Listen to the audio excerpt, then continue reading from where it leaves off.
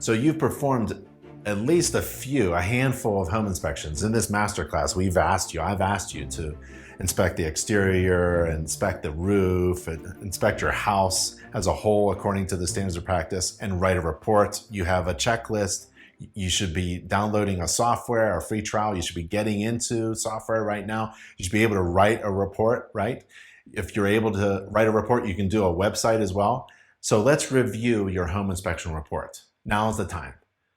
Print it out or send it electronically to someone and ask them to read it and provide you with constructive, direct criticism.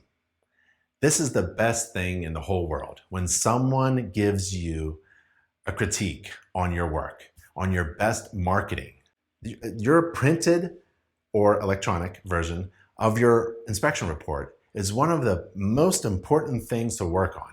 In fact, you should work on it a little bit every day.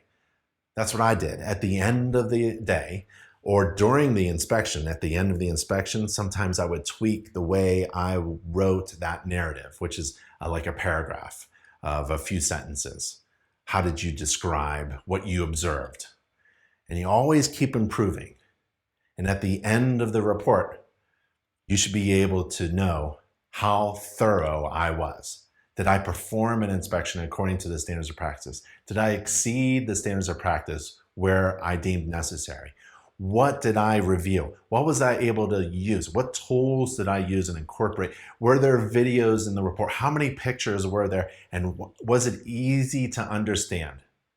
Was it clear to understand and easy to read? You're biased. You can't read your own inspection report.